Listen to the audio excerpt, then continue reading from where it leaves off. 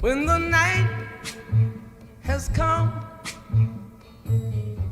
and the land is dark and the moon is the only light we'll see. No, I won't be afraid.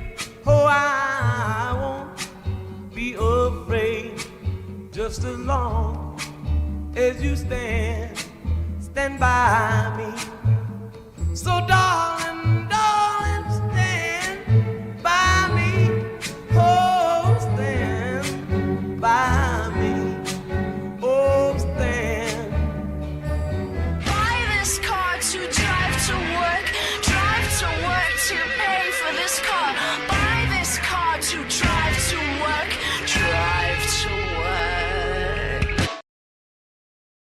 Welcome to YellBro Road. I am Jordan, and today, Pete Buttigieg, whatever, has been getting in trouble for his takes on Israel and Gaza. Yeah. Good luck, Democrats. But first, do not forget to share, support, hopefully donate to all the links you see in that description box. Check them out, read them, share them, then donate. And obviously, check out the Discord if you want to join. Please do so if you feel like. Do it! Do it now!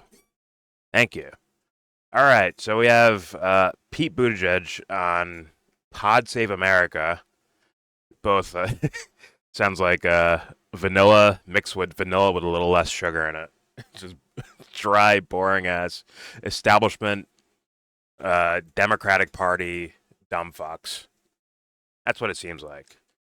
And like I've been seeing some of these like breaking points or what's his name? Fucking Majority Report with Sam. I hate myself. Sam, I used to hate myself. And these guys are like looking at how bad Pete Buttigieg's take is.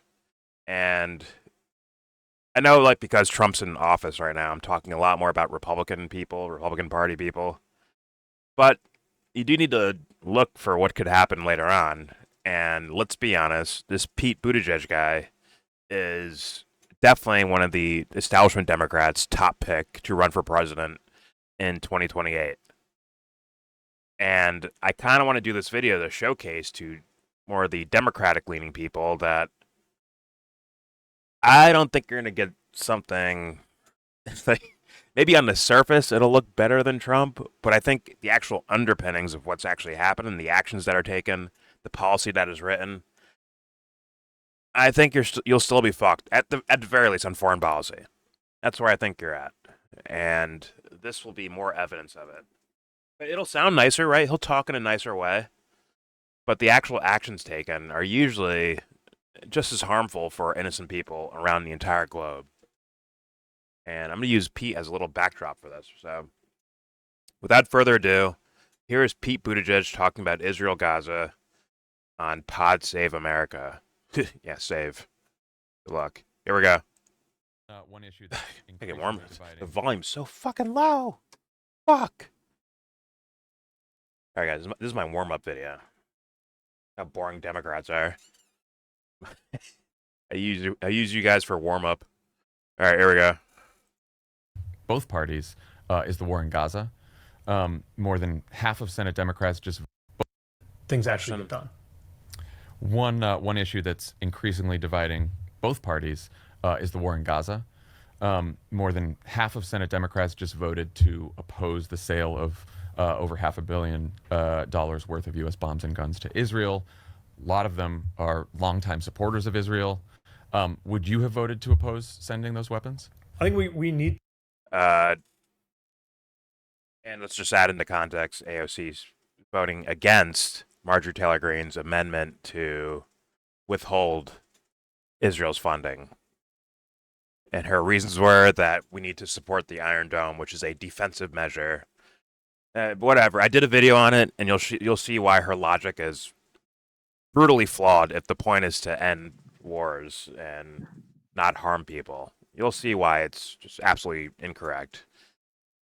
But, yeah. All right, let's continue. I'm supporters of Israel. Would you have voted to oppose sending those weapons? I think we need to insist that if American taxpayer funding is going to weaponry that is going to Israel, that is not going to things that shock the conscience. And look, we see images every day that shock the conscience. So much of this is complicated, but what's not complicated is that if a child is starving because of a choice made by a government, that is unconscionable. And I think, especially including voices who care about Israel, who believe in Israel's right to exist, who have stood with Israel in response to the unbelievable cruelty and terrorism of October 7th. I think there's a reason why so many of those voices are speaking up now too, because this is not just something that is on its face and in itself a moral catastrophe. It is also a catastrophe for Israel for the long run. How do you think the Okay. A lot of words. I think the question was, what would you do in a particular policy situation? Meaning, you didn't answer the fucking question. And the podcast host apparently didn't realize you didn't answer the fucking question. And there's a reason why people want answers to the fucking question, Mayor Pete. Because you're a potential or a future policy maker, Mayor Pete. So answer the fucking question. Is he mayor now? That was his name when he was running back years ago. People called him Mayo Pete. Pete Buttigieg. Another name I heard. No, I thought he was elected again as mayor somewhere. Nah. He's being built and prospected for our presidency. Let's just be honest. That's what he's here for. He's a robot they trained to run for president. That is his job. That is what he does. That is his job title. So we're gluing beards to robots now, huh? Yeah. Okay. Did you catch him flash the gang sign? What? He said Israel has the right to exist. Yeah. But you just stuck that in. Just robotic answers for everything. And it's like, yo, there is no way around it. There are people purposely being starved, Mayor Pete. There's people purposely being shot and killed. Children. A lot of children. I think it's the highest percentage in a long time, according to the other video that I watched. It was like 45 to 50% of innocent civilians killed are children. Or women and children. It's complicated. Yeah. Like I think there's no morally, this is damn near as black and white as it gets. The answer is, it stops. Your answer's supposed to be, Pete, if I was president, it would stop right now. Obviously. And then the more stereotypical answer is, I would use the funding and the weaponry as leverage to say, you're done with what you're doing. I will personally see that all these people are fucking fed, that we will investigate how many people have been killed unjustly. I mean, it sounds stupid, but whatever. You get what I mean? Where you have snipers that target children. You have civilians killed in broad daylight, shelling of buildings that are already destroyed, firing at blatantly, no questions about it, unarmed civilians seeking food. This is a pretty simple fucking thing, Mayor Pete. Well, let's move on to his second question. Here we go. Catastrophe. It is also a catastrophe for Israel for the long run. How do you think the next administration... Real quick, the point of the question was to see if he would leverage aid against Israel for the sake of stopping all the blatant crimes they're committing. That was essentially, I think, the point of the question, and he somehow didn't, obviously just didn't answer it, and the host does not care to, I guess, push back on that. Like, yo, answer the question, bro. But anyways, here we go. Which is essentially an answer. Essentially a what? Dodging that kind of question is essentially an answer.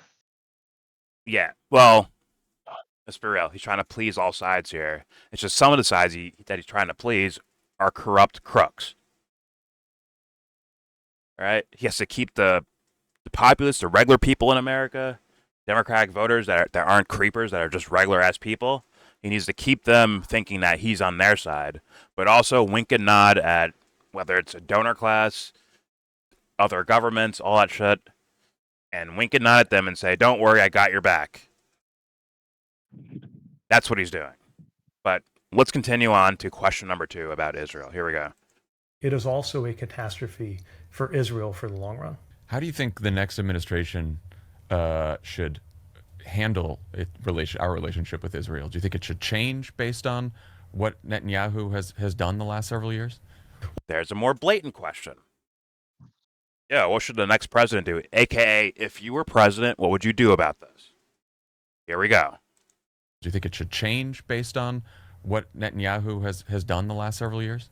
Well, certainly Netanyahu Netanyahu. can't be the only voice or the only compass for what should happen in the U.S.-Israel relationship. What? And no matter how strongly, or especially because of how strongly you might believe in Israel's right to exist and defend itself, you don't have to make excuses for the choices that Netanyahu is making, especially because. Now, if your brain hasn't broken yet, let me tell you how he answered that question. Now, the host did ask about Netanyahu, but let's be honest, it's about the overall apparatus and topic itself. It's not just about Netanyahu. And then he responded like the host fucked up with his question. That's how Pete just responded. He's like, well, it's not all about Netanyahu, and we shouldn't make our policy based around Netanyahu. It's like, okay, but he was just saying Netanyahu as in like the leader of Israel because we're talking about what Israel's doing. Right? The government of Israel, the military of Israel. That's what I think the host is aiming at, but he took it as super literal and said, yeah, well, Netanyahu doesn't, he's not the only, he doesn't make all the decisions, and one, sometimes you have one over here and one over there, and then when you add the ones together, you get 2, and then 2 is like a number larger than 1. What's your next question? There's non-answers. Just up, right, left, and down. All that shit. No fucking answers. Did they stitch this together from a different interview and ask him different questions? Like, is this fake? Because that's crazy what he just said like to that question. His answers sound like he has like a word tree. He's like, all right, I have to use these words today. He's just forcing like unnecessary words, like attempting to make it make sense. Fuck. Let's start over again with his answer to this question. Like, actually, Well, even the question, I forgot. play the question again. Yeah. So it's not skipped. Everyone can hear it. Here we go. It is also a catastrophe for Israel for the long run. How do you think the next administration should handle our relationship with Israel? Do you think it should change based on what Netanyahu has done the last several years? The question was certainly about Netanyahu Israel. Can't be the only voice or the only. He didn't even say that. Compass for what should happen in the U.S.-Israel relationship, and no matter how strongly, or especially because of how strongly you might believe in Israel's right to exist and defend itself, you don't have to make excuses for the choices that Netanyahu is making, especially because they are often made not only in the name of the Israeli people, but in the name of a U.S. alliance. I think that we, as Israel's strongest ally and friend, you put your arm around your friend when there's something like this going on and talk about what we're prepared to do together. It certainly cannot be what we see right now from this administration and this president talking about beachfront property in Gaza before he's prepared to talk about human suffering in Gaza. Do you think You put your arm around your friend and you say, hey, man, how do we beat this together? I'm thinking of the Jesus meme.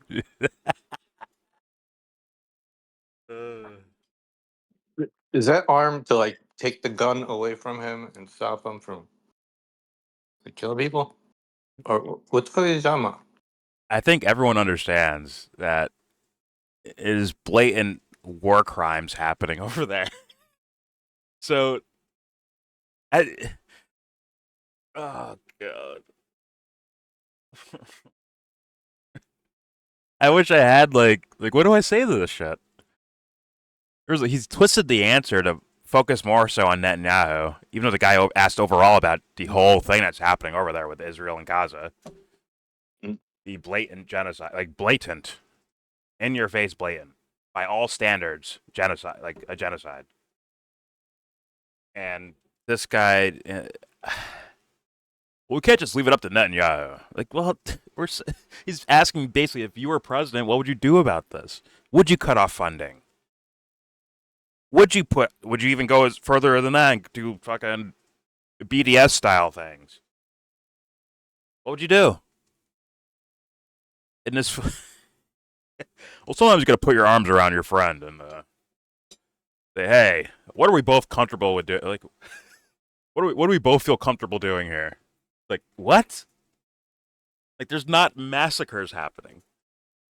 He talks about starvation. Mm-hmm. You look at a starving kid on the fucking ground and say, "Hey, listen, pal, let me put my arm around you. What do we do about this?" The fuck?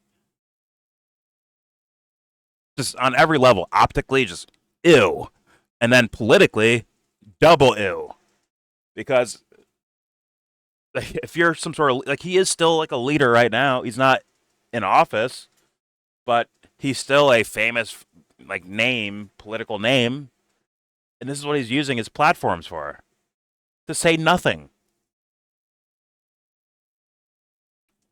Fucking Christ. And the host, I'm sorry, he's not off the hook either, man. Because this fool is just like, I accept your bullshit answer. It's like he's a moderator at a, primary debate or a presidential debate, where these guys ask questions, the politicians don't answer the question, and they move on like nothing happened. Like, fuck your trash. You're both fucking garbage. Both of you should quit your jobs, probably. Let's be honest. I don't really know Pod Save America, but I heard of these guys before. He needs to quit his fucking job and do something else. Seriously. And Pete, yeah, you should have been quit. You were discovered a long time ago. When people ask you questions about Syria and your, let's be real, pro-war answer to that, like, yeah, you should have been sniffed out a whole long time ago. But here he is, still here. And hey, Democrats, like regular Democrats that are Democratic voters, hey guys, this could be your future presidential candidate. And if you've been watching any of the last several Democratic primaries, we didn't have one the last time, which is also, in my opinion, kind of rigging it. But if you look at the past two, where Bernie Sanders or any of these people were fucking running, Tulsi Gabbard, anyone, like, forget about what you like or dislike about these people. They were being fucking blatantly cheated. There's no way around it. And if you don't think they'll do it again, drop out. What's that? He was the first one to drop out because they knew he dropped out, and I mean, like after winning, or after like people are voting for him, they consolidated around Biden. Yeah, and he knew by doing that he did that for a position in the administration, right? Like that was. So in the end, it's all just I think it was Iowa, professional right? wrestling. The Iowa caucus. Yeah, the Iowa caucus where Buttigieg like announced his own victory, even though I don't think the numbers tallied up that way. But he essentially announced his own victory. It's like, damn, like this dude came out of nowhere, and he, at least according to him, he won a fucking state in a Democratic primary from an unknown to winning the fucking state. And then what does he do? He quits. He quits, and he says, hey, everybody, go vote for Biden. Kamala quits. Go vote for Biden. Klobuchar quits. Go vote for Biden. I think, was Beto O'Rourke there? I don't remember. I don't remember. Either way, there's like a whole bunch of, because there was like fucking 10 primary candidates that year or whatever the fuck.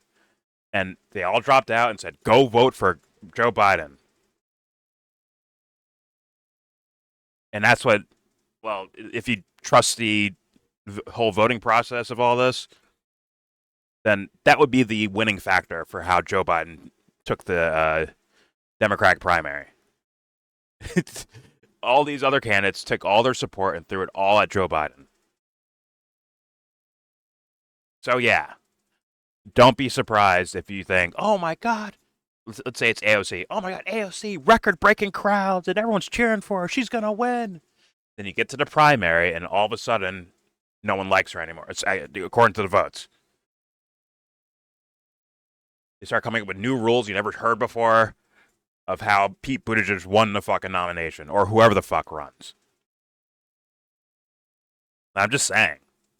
So maybe be a little bit prepared for this guy being your future fucking presidential candidate. Let's continue. I think there's one more question on Israel. Here we go. I think it's time to recognize a Palestinian state. I think that Heard that.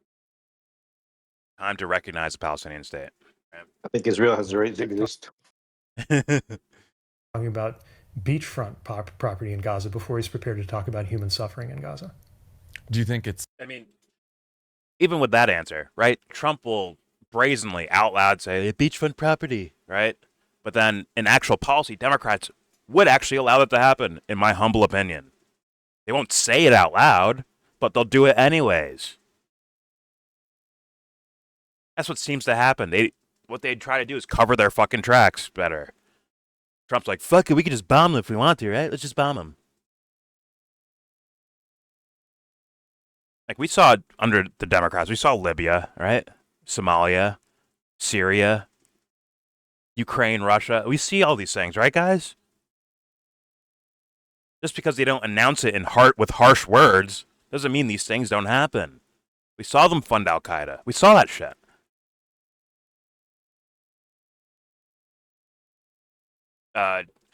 Obama helps Saudi Arabia bomb Yemen. Trump helps Saudi Arabia bomb Yemen. Biden bombs Yemen himself. Trump bombs Yemen himself. All under different guises, but the same actions happen anyways. I don't get how people fall for this rhetoric shit.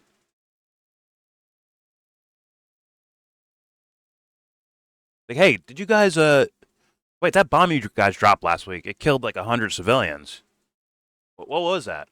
Well, okay, listen, we didn't kill 100 civilians. There's casualties of war and, unintended consequences. There's collateral damage that happened. Like, oh, they're saying it nicer, right? And then Trump will come on microphone and say, yeah, we bombed the shit out of him. We bombed the fuck out of him.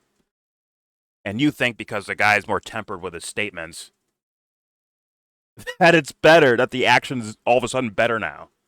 Don't kid yourself. I call Trump a devil worshiper. Guess what? These fools are too. Better at lying to you. Here we go. Beachfront property in Gaza before he's prepared to talk about human suffering in Gaza. Do you think it's time to recognize a Palestinian state? I think that's a profound question that arouses a lot of the biggest problems that have happened with Israel's survival, Israel's right to survival. In Israel's the survival? diplomatic scene, and many of the people who have taken What the fuck? Does he know one side's getting fully massacred? Like the actual population? Not their army. Their population's being massacred.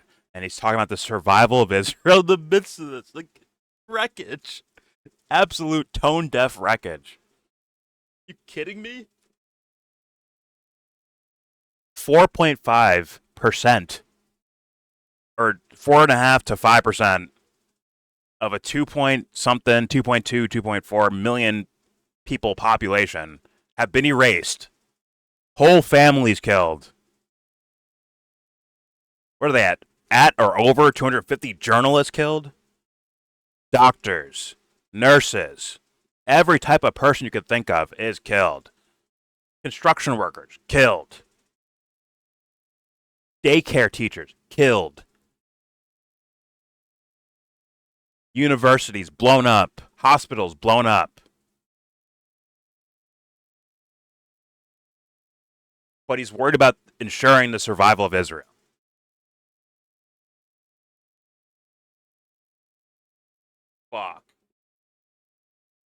And I'm sorry, guys. Like, listen, I understand the arguments about money and like, oh, these guys take money from APAC or some fucking lobbyist group or something like that. But like, would you do any of this shit for money? Would money move you like this? Could you openly allow a massacre to happen if you were like some sort of sitting politician? Does money work that hard on people? He had money in a career before he joined the fucking Democratic Party and ran for fucking president. I think he's living. It probably looked like he was living like a decent life. Is money that much of a thing for these guys?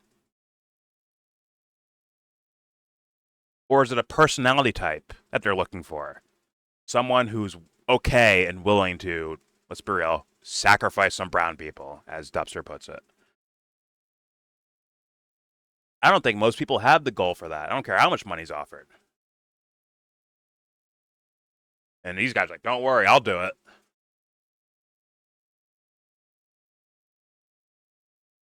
But I get the money arguments that they're getting paid by APAC or whatever the fuck. I get those arguments.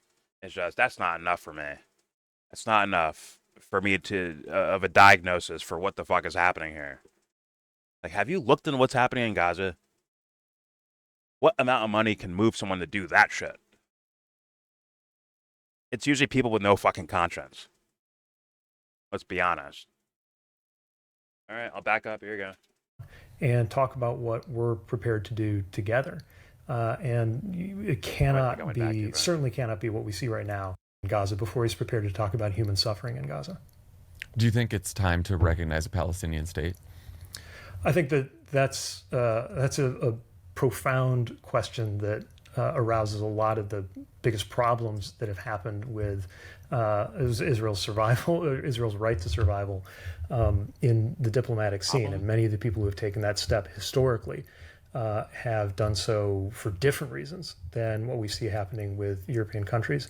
I think we need to step back and we need to do whatever it takes to ensure that there is a real two-state solution and that no one, not even the likes of Netanyahu, can veto the international community's commitment to a two-state solution where you have Palestinians and Israelis living with safety, with security, with rights. I believe that can happen, but we have to actually show some commitment to it. I mean, you have giant nations saying, yeah, there should be a Palestinian state. I don't know the veracity or how dedicated they are to that idea, but you'll see like a France or an England or a Canada. Those are big Western nations, aren't they? But somehow the U.S. by themselves. See, Pete pointed out Netanyahu might stop this. He might veto this idea. It's like, does he have the power over? Does he have power over the fucking UN like that? Or does the U.S. have power over the UN like that?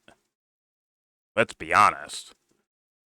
A lot of these policies that are brought up, two-state solutions that are brought up, condemnations of what Israel's doing, the U.S. goes in, vetoes, and walks away. And then nothing happens. And it's like a large chunk of the international community is complaining about what's happening over there. But the U.S. says, I don't give a fuck. And shit continues on like no one said anything. Once again, I don't even know how dedicated that these countries are to actually stopping what's happening over there. It could just be pageantry for their own, citizens of their country.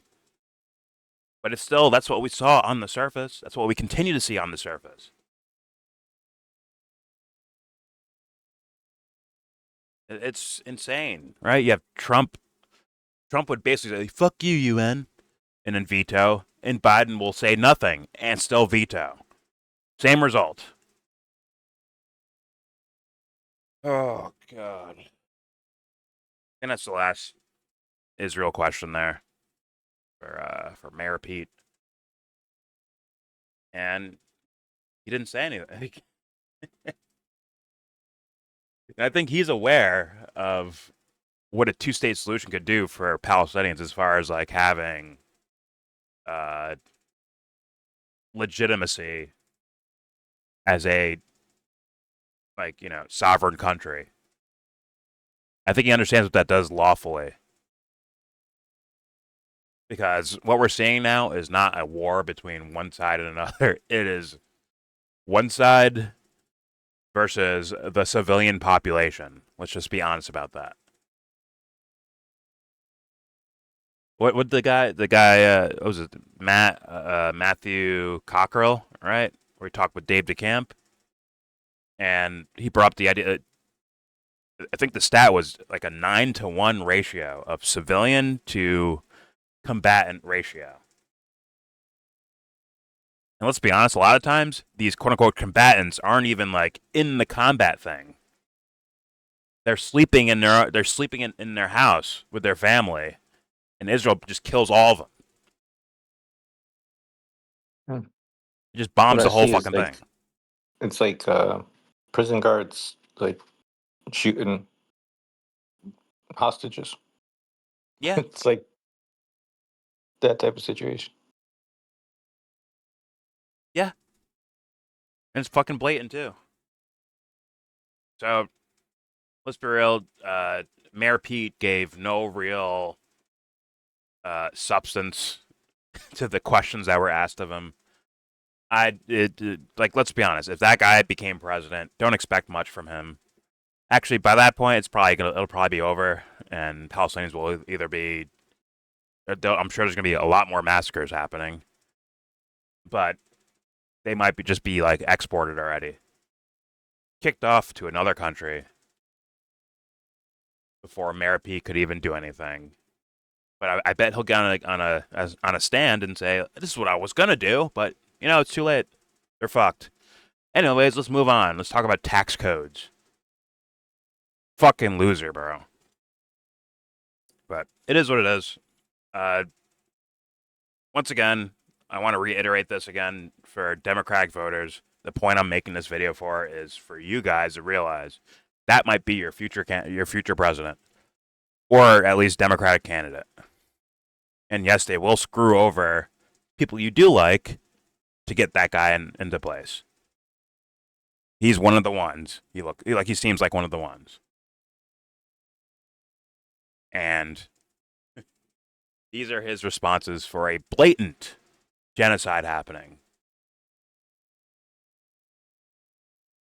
And when he makes all these statements about Israel and, Israel has the right to defend itself, and it's right, that's not what they're saying over there in Israel. Netanyahu, Smotrich, Gavir, these type of guys, they're not talking about survival. They're talking about erasing the other team, erasing Palestinians, Gazans, in the West Bank as well.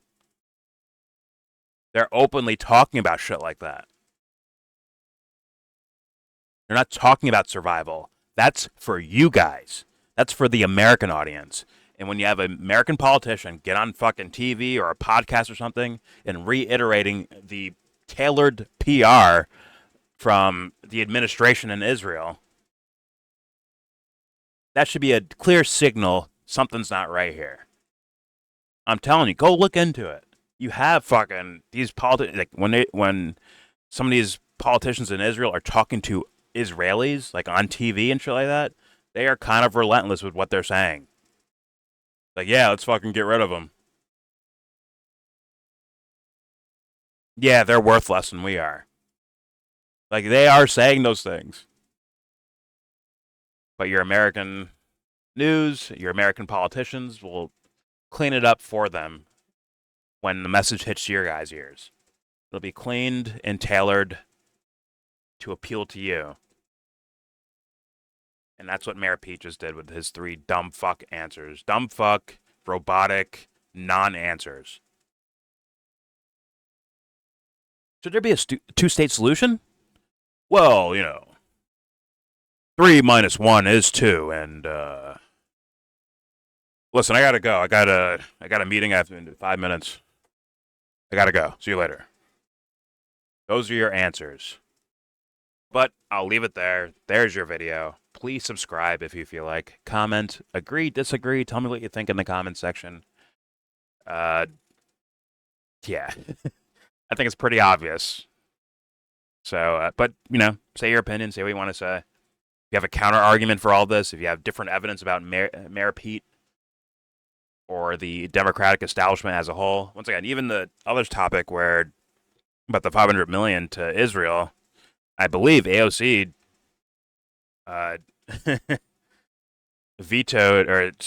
voted against Marjorie Taylor Greene's amendment to take out the Israel part of the funding.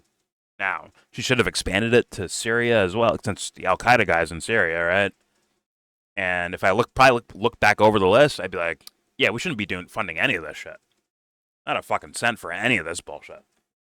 But I don't have the details in my mind right now. First video warm up. So yeah, maybe if AOC wins, you're not getting much better on that topic, at least on foreign policy. And guess what? I can believe that. Don't look at that as that that would be some sort of surprise if her foreign policy was terrible and as neoconish devil worshipping like fucking foreign policy where innocent people around the world get fucking buried. Don't be surprised if that was the case with AOC. I'm just saying.